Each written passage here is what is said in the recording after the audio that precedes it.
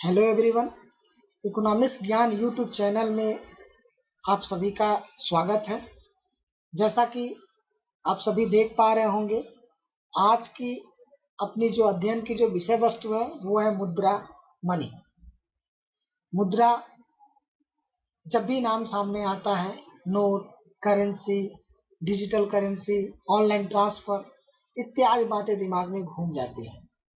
सामान्य रूप से मुद्रा शब्द का अर्थ नोट और सिक्के जो हाथ में नगद के रूप में या बैंकों के पास चेक योग्य जमा के रूप में जो है उनको हम मुद्रा मानते हैं। अर्थशास्त्र में मुद्रा का अर्थ व्यापक अर्थ में प्रयोग किया जाता है।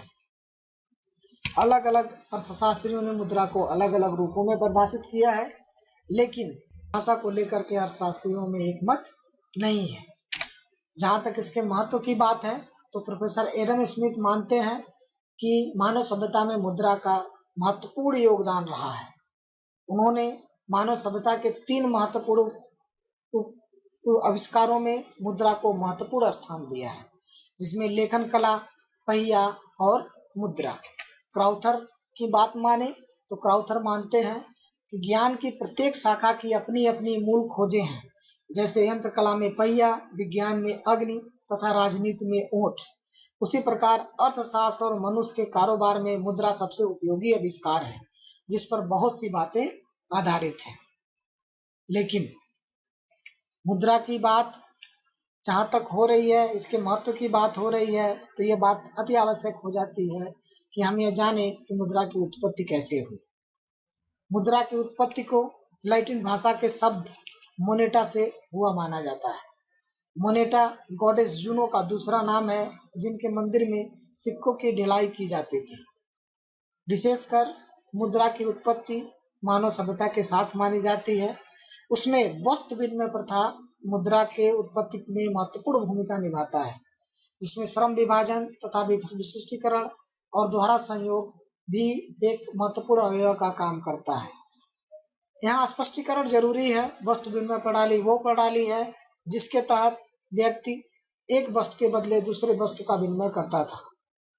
और जैसे इसको एक उदाहरण समझते हैं, एक व्यक्ति के पास चावल है और वो गेहूं चाहता है, और दूसरे व्यक्ति के पास गेहूं है और वो चावल चाहता है। ऐसे में दोनों के बीच में परस्पर विनिमय हो जाएगा। लेकिन यदि ऐसा मान लिया जाए कि दूसरे व्यक्ति के पास जो गेहूं है वो चावल न चाह के दाल चाहता हो, तो ऐसे में दोनों में विनिमय नहीं हो पाएगा। लेकिन आपको पता है कि यदि उसमें मुद्रा का आगमन हो जाए तो तीनों व्यक्ति आपस में वस्तु विनिमय कर पाएंगे। क्यों? क्योंकि सभी जो है अपनी अपनी वस्तुओं को मुद्रा के रूप में परिवर्तित करेंगे और अपनी आवश्यकता के अनुसार वस्तुओं की खरीदारी कर लेंगे, जैसा कि आज हम सभी करते हैं। तो वस्तु विनिमय प्रणाली ने मुद्रा की उत्पत्ति में बहुत महत्वपूर्ण भूमिका निभाई। इसके बाद यदि मुद्रा के विकास को देखें तो मुद्रा के विकास को हम 4 चरणबद्ध तरीकों में देख सकते हैं। एक है वस्तु विनिमय के पूर्व की अवस्था, दूसरा है वस्तु मुद्रा, तीसरा है धात्विक मुद्रा और चौथा है पत्र मुद्रा। जहां तक वस्तु विनिमय की पूर्व मौद्रिक अवस्था की बात करें तो उस समय वस्तु विनिमय प्रणाली विकसित अवस्था में नहीं थी। बिना पैमाने के लोग एक वस्तु के बदले दूसरी वस्तुओं का आदान प्रदान किया करते थे।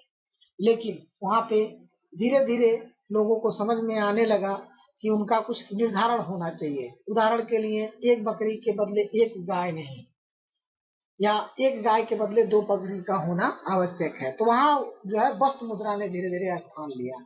मतलब वस्तुओं की गणना की जाने लगी कि उनको हम कैसे मापेंगे, उनकी अवस्था को देखते हुए। धीरे धीरे, चूंकि आपको पता है कि प्रारंभिक समय में मनुष्य खानाबदोशी जीवन व्यतीत करते थे और व्यापार के लिए एक स्थान से दूसरे स्थान पे जाते थे। ऐसे में वस्तु मुद्रा को एक स्थान से दूसरे स्थान पर ले जाना संभव नहीं था, इसीलिए इसका स्थान धात्विक मुद्रा ने लिया। धात्विक मुद्रा में प्रारंभ में एल्युमिनियम, तांबा, कॉपर इत्यादि का प्रयोग किया जाता था, लेकिन चूंकि उनके आकार ज्यादा होने से, भारी होने से धीरे धीरे उनका स्थान बहुमूल्य धातुओं ने ले लिया। लेकिन वो बहुमूल्य धातुएं भी चोरी होने के डर से दूसरे स्थान पे ले जाने में कठिनाई होने की वजह से उसका स्थान धीरे धीरे पत्र मुद्रा ने लिया। पत्र मुद्रा बेसिकली वो अवस्था थी जिसमें व्यक्ति अपने बहुमूल्य धातुओं को किसी प्रतिष्ठित व्यापारी के वहां जमा कराता था और वहां से एक प्रॉमिसरी नोट या टोकन मनी, टोकन नोट या फिर वायदा नोट ले लेता था, जो जा करके जो जिसमें यह स्पष्ट रूप से लिखा रहता था कि जब भी आप यह नोट प्रस्तुत करेंगे उस नोट पे लिखित धन के बराबर आपको धन दे दिया जाएगा। जहां तक पत्र मुद्रा की बात है तो आज उसी का विस्तृत रूप हम लोगों के सामने है। तो हमने देखा कि यह रही मुद्रा के विकास की अवस्था संक्षिप्त में। अब हम देखते हैं कि मुद्रा क्या है। इसके लिए हमको मुद्रा की परिभाषा देखना जरूरी है। तो मुद्रा क्या है के उत्तर में हम देखते हैं कि मुद्रा एक ऐसी वस्तु है जो लोगों द्वारा सामान्यतः विनिमय माध्यम के रूप में स्वीकार की जाती है तथा जिसमें वस्तुओं का मूल्य व्यक्त किया जाता है। इस प्रकार मुद्रा की सबसे प्रमुख विशेषता इसकी सर्वग्राह्यता है। लेकिन सर्वग्राह्यता तभी होगी जब वस्तु में तरलता हो। तरलता मतलब कितनी आसानी से उसको हम मुद्रा के रूप में परिवर्तित कर पाते हैं। सर्वग्राह्यता, क्रय शक्ति या तरलता मुद्रा के दो प्रमुख गुण माने जाते हैं। ऐसे में यदि परिभाषा की बात करें तो जैसा कि शुरुआत में ही कहा गया कि अर्थशास्त्री एक मत नहीं है कि मुद्रा की परिभाषा क्या होगी, लेकिन फिर भी अध्ययनों को देखते हुए मुद्रा की परिभाषा को हम तीन भागों में बांट सकते हैं। एक परिभाषा जो सामान्यतः स्वीकृति पर आधारित हो, दूसरा वैधानिक मान्यता पर आधारित हो और तीसरा मुद्रा द्वारा संपादित कार्यों पर आधारित हो। यदि सामान्य स्वीकृति की बात करें तो वो परिभाषा जो मुद्रा के सामान्य स्वीकृति को मानती हो उसको हम सामान्य स्वीकृति पर आधारित परिभाषा कहते हैं। जिसमें मार्शल की परिभाषा हम देखते हैं, मुद्रा के अंतर्गत वे सभी वस्तुएं आती हैं जो वस्तु और सेवाओं का भुगतान करने तथा खर्च चुकाने में निसंकोच स्वीकार की जाती हैं। वैधानिक मान्यता के रूप में कहें तो मुद्रा वो है जिसको सरकार या फिर बैंकिंग अथॉरिटी जिसको वैधानिक रूप से मुद्रा बना दे। ठीक है, उसमें नैप यह कहते हैं कि कोई वस्तु जो राज्य द्वारा मुद्रा घोषित कर दी जाती है वो मुद्रा कहलाती है। मुद्रा द्वारा संपादित कार्यों के विभाजन की बात करें तो इसके अंतर्गत वे सभी परिभाषाएं आती हैं जो ये बात करती हैं कि मुद्रा के कार्य क्या है। इसमें वाकर का डिफिनेशन यदि देखें, वाकर की परिभाषा यदि देखें तो मुद्रा वो है जो मुद्रा का कार्य करती है। इसमें कुछ प्रमुख अर्थशास्त्रियों के डिफिनेशन यहाँ पे रखे गए हैं आपकी जानकारी के लिए। यदि हम रॉबर्टसन की बात करें तो रॉबर्टसन का मानना है मुद्रा वह वस्तु है जो वस्तुओं के लिए भुगतान या अन्य प्रकार के व्यापारिक दायित्वों के निष्पादन में निसंकोच स्वीकार की जाती है। यदि हम किन्स की माने तो किन्स का मानना है कि मुद्रा वह वस्तु है जिसको देकर ऋण और मूल्य संबंधी वस्तुओं को पूर्ण किया जाता है और जिसके रूप में सामान्य क्रय शक्ति का संचय किया जाता है। हर्ट वेदर्स की यदि बात माने तो मुद्रा के चार प्रमुख कार्य विनिमय का माध्यम, मूल्य का मापक, मूल्य का संचय तथा स्थगित भुगतान की माप, जो भी वस्तु इन कार्यों को पूरा करती है वही मुद्रा होगी, उसका स्वरूप चाहे जो भी हो।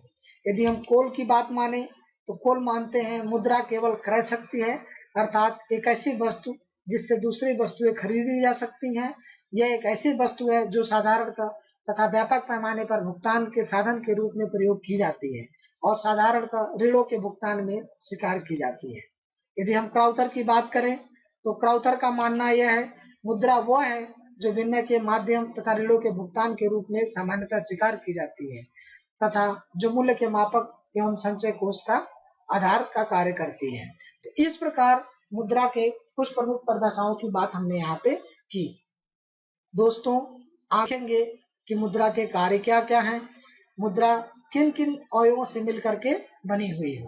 दोस्तों प्रस्तुत अध्ययन में अध्ययन को स्पष्ट, सरल, सटीक और सारगर्भित बनाने की कोशिश की गई है। यदि आपको यह प्रयास अच्छा लगे तो आप सबसे निवेदन है कि आप इस वीडियो को लाइक करें और शेयर करें। चैनल को सब्सक्राइब करना बिल्कुल न भूलें। बेल आइकन को जरूर क्लिक करें जिससे कि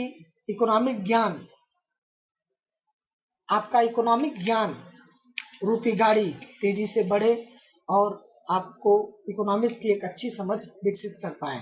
इन्हीं सब चीजों के साथ आपको बहुत सारा धन्यवाद इस वीडियो को देखने के लिए।